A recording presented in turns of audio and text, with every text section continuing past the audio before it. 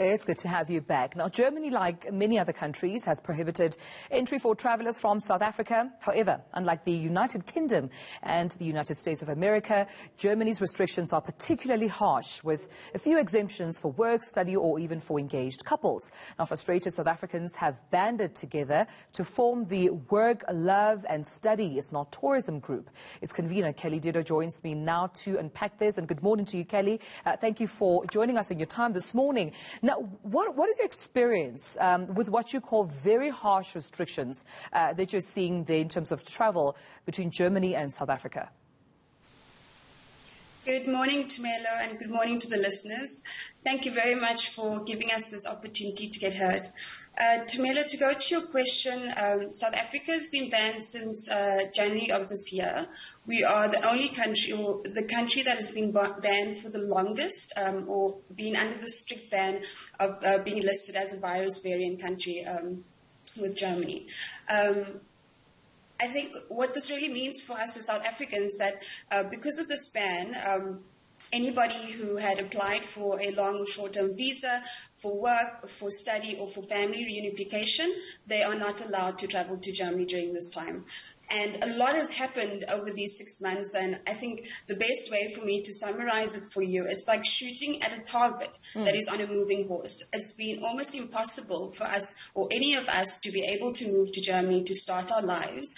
And there's not been much support from any of the officials to give us the necessary information to help us get to Germany. But ideally, I would like to focus on one thing that happened for us this week, where we did get some information to understand why we have not been downgraded, like countries, the UK and India, Portugal and Spain, who were downgraded from virus variant to a high incident country, and they got downgraded earlier this month due to the fact that they were Delta dominant.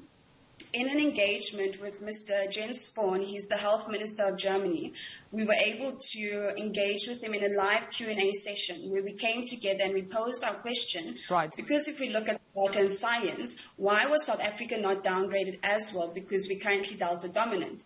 Unfortunately, the response was not that great for us because the reason, according to Mr. Jens, was that we still had Beta, which was prevalent in South Africa. He actually got it wrong. He called us Gamma, called the variant Gamma.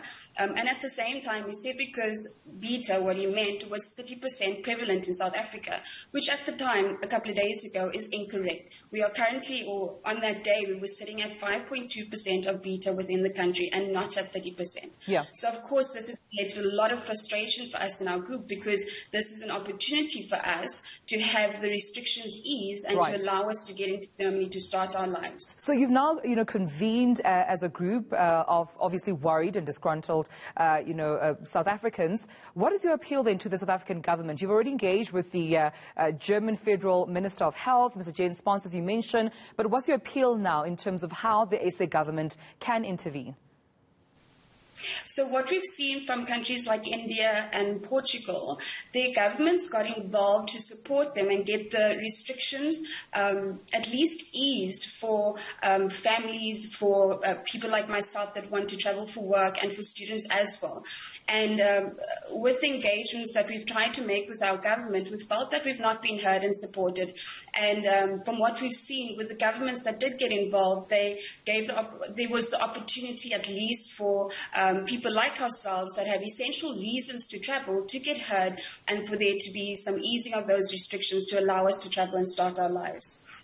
And what are some of your requests? Because, just judging from a letter that you had written here to the SA government in terms of you asking for help, you're mentioning quite important points in terms of, how people are affected here. For those, for example, who have already set a date to get married in Germany being affected, those, I understand, who need to either, they have valid employment contracts and pre-approval, from the German Federal Employment Agency to live and work there. It seems you're making very important and straight to the point kind of points in terms of which groups are affected and how this travel ban is affecting them. Exactly that. So I would categorize it as three groups. There's currently people who have employment contracts in Germany, and of course the companies that had to they'd had to put their employment on hold. Of course, these companies cannot hold on for us any longer, so we run the risk of losing those opportunities. There are students that have received scholarships. There's one guy in our group, he's part of a group of 12 students from Stellenbosch. Of that group of 12, already 9 of them have fallen out because of the strain that this has caused on them. It's delayed their studies, the financial costs. There's one gentleman that's been paying rent since March every single month, and he cannot get out of it, so he's paying for an apartment in Germany. So it's really impacted us so dearly. There are families who have been separated. There's one lady where her and her daughter are unable to move. Her daughter's been deregistered from school here in South Africa with the idea that she would have gone to school in Germany. Unfortunately, she could not get registered again at a school here in South Africa, so she cannot continue her education. The situation for all of us, for partners, for those who are engaged, they've had to postpone their weddings. It's been really quite serious for us and heartbreaking to hear all of these stories. And at the end of the day, we are not going for tourism. We will abide to any of all the quarantine rules, the testing, PCR tests that we need to do.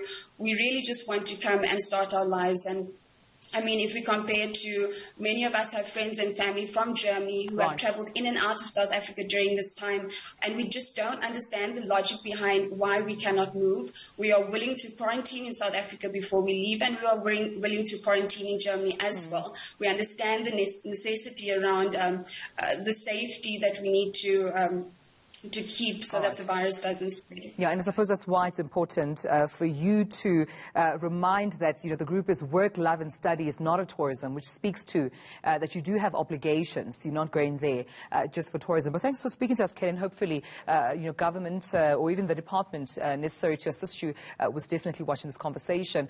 Kelly Dido, the group convener for Work, Love and Study is not tourism.